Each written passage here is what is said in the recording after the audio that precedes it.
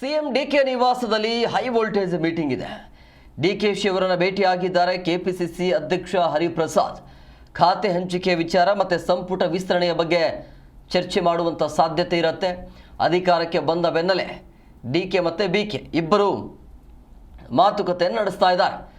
ಪ್ರಮುಖವಾಗಿ ಇಲ್ಲಿ ಖಾತೆ ಹಂಚಿಕೆ, ಅದರ ಜೊತೆಗೆ ಅಸಮಾಧಾನವನ್ನು ಶಮನ ಮಾಡುವಂಥ ವಿಚಾರದ ಬಗ್ಗೆ ಚರ್ಚೆ ಆಗಿದೆ ಅನ್ನೋದು. ಬೆಳಗ್ಗೆನೇ ಒಂದು ಸ್ಟೇಟ್ಮೆಂಟನ್ನು ಕೊಟ್ಟಿದ್ರು ಹರಿಪ್ರಸಾದ್. ನಿಮಗೆ ಅಧಿಕಾರ ಬೇಕು ಅಂತ ಹೇಳಿದ್ರೆ ಡಿ ಕೆ ಹತ್ರ ಹೋಗಿ, ಪಕ್ಷ ಸಂಘಟನೆ ಮಾಡಬೇಕು ಅಂತ ಹೇಳಿದ್ರೆ ನನ್ನ ಹತ್ರ ಬನ್ನಿ ಅಂತೇಳಿ. ಅದು ಬೇರೆ ರೀತಿ ಇತ್ತು, ಬೇರೆ ಬೇರೆ ಆಯಾಮವನ್ನು ಪಡೆದುಕೊಳ್ತಾ ಇತ್ತು. ಕೆಲವೊಂದಿಷ್ಟು ನಾಯಕರು ಕೂಡ ಅಸಮಾಧಾನವನ್ನು ಹೊರಹಾಕಿದ್ರು.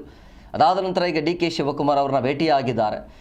ಇಲ್ಲಿ ಖಾತೆ ಹಂಚಿಕೆ ವಿಚಾರದ ಬಗ್ಗೆ ಚರ್ಚೆ ಆಗಿದೆ ಅನ್ನೋದು. ಖಾತೆ ಹಂಚಿಕೆ, ಇನ್ನೊಂದು ಸಂಪುಟ ವಿಸ್ತರಣೆಯ ಬಗ್ಗೆ ಇಲ್ಲಿ ಚರ್ಚೆ ಮಾಡಲಾಗಿದೆಯಾ ಅನ್ನುವಂಥ ಪ್ರಶ್ನೆ ಇದೆ. ಸೊ ಹಾಗಾಗಿ ಸಿಎಂ ಡಿ ಕೆ ನಿವಾಸದಲ್ಲಿ ಹೈ ವೋಲ್ಟೇಜ್ ಮೀಟಿಂಗ್ ಮಾಡಿರುವಂಥದ್ದು ಇಬ್ಬರು ನಾಯಕರು. ಯಾರಿಗೆಲ್ಲ ಏನೆಲ್ಲ ಅವಕಾಶವನ್ನು ಮಾಡಿಕೊಡ್ಬೇಕು ಅನ್ನೋದು. ಯಾಕಂದರೆ ಈಗ ಹರಿಪ್ರಸಾದ್ ಅವರನ್ನ ಪರಿಗಣನೆಗೆ ತೆಗೆದುಕೊಳ್ಬೇಕಾಗುತ್ತೆ. KPCC ಅಧ್ಯಕ್ಷರು ಏನೇ ಆದರೂ ಕೂಡ ಸಿದ್ದರಾಮಯ್ಯ ಆಗಿರ್ಬೋದು, ಹರಿಪ್ರಸಾದ್ ಇಬ್ಬರನ್ನ ಬಿಟ್ಟು ಮಾಡೋಕ್ಕೆ ಆಗಲ್ಲ.